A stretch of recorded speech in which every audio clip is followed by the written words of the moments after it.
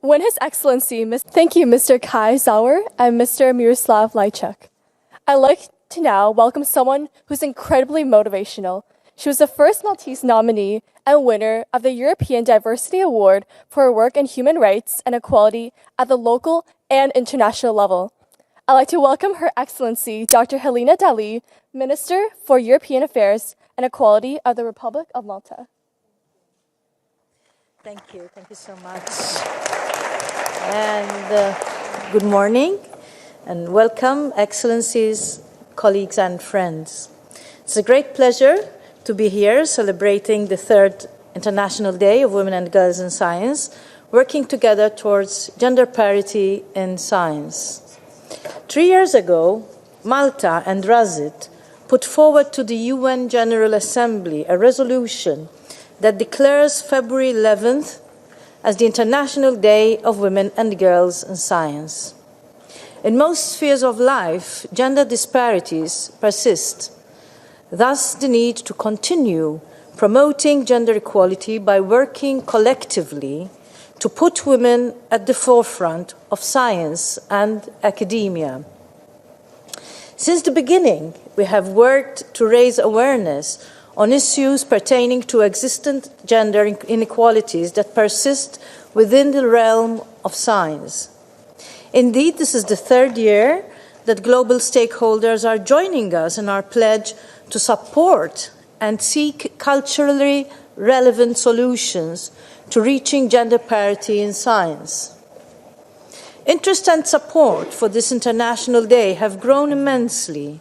We are very pleased that, along with my own country, Malta, and our collaborative partner, the Royal Academy of Science International Trust, the RASIT, this event was co-organized with the assistance of the permanent missions of Costa Rica, Hungary, and Vietnam, as well as the United Nations Conference on Trade and Development. And in addition to our co-organizers, this event has been co-sponsored by 10 member states and 3 organizations. In October last year, the international science magazine New Scientist was still trying to explain the lack of diversity in science, technology, engineering, and math as far as gender is concerned, excluding that it could be a question of biological factors. New Scientist puts the reason behind the issue as being the highly gender-divided culture that children are reared in. This needs to be addressed at all levels: local, national, and international.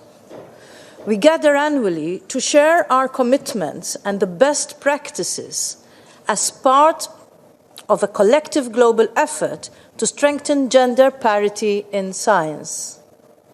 To kick off our discussion, I want to share my country's experience in its efforts to place women at the center of the pharmaceutical sciences.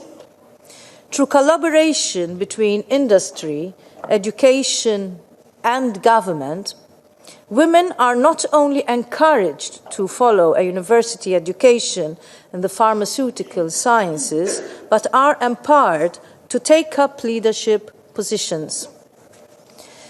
Starting from education, the Faculty of Pharmacy at the University of Malta is led by a young woman scientist. She was successful in not only being elected as head of department and endorsed by the highest body at the university, the University Council, but also succeeded to become the first woman president of the European Association of Faculties of Pharmacy. Throughout her career, she has published internationally no less than 7 books, a number of chapters, and over 200 scientific publications and presentations all over Europe, the United States, Middle East, and Asia. Women are in top positions in the pharmaceutical industry, from general managers to QPs for batch release to R&D managers. Academic women have succeeded to keep an attachment to the pharmaceutical industry through the facilitation of academic placements of students in the pharma industry and through participation in scientific research, such as in the development of green pharmaceutical processes adopted in the synthesis of active pharmaceutical ingredients. A remarkable success in advancing women in science was witnessed within a government entity in Malta which regulates the pharmaceutical industry. The Malta Medicines Authority was successfully transformed from a regulatory body to a scientific institution. This transformation was possible by the positioning of women as scientists within the authority. An important outcome of this positioning of women scientists within the authority reform was that the authority moved from an financially unstable institution to one with enough money to dedicate for the scientific advancement and for innovation. Women could excel in these managerial positions because they were given the opportunity.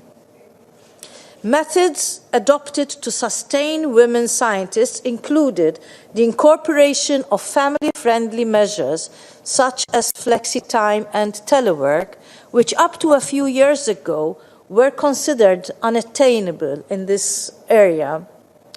The cooperation between industry, academia, and government entities brought to fruition an international postgraduate, graduate, doctorate program for pharmacists that is offered by the University of Malta. This doctorate in pharmacy program has attracted women to take up further studies in areas of research, including stem cell studies, pharmacogenetics, innovative medicines, and advanced therapies, individualized therapy based on scientific advancements and biotechnology. It gives me great pleasure, thus, to see working mothers pursuing doctorate degrees. We are obviously not there yet. Much more needs to be done to address gender disparities in science and other areas of science, and I look forward to hear your ideas and initiatives.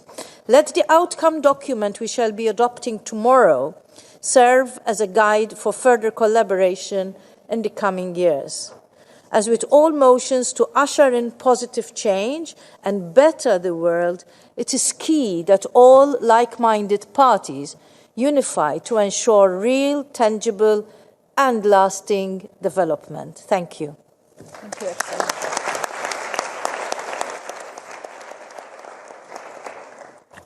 Thank you, Your Excellency, Dr. Helena Dalli.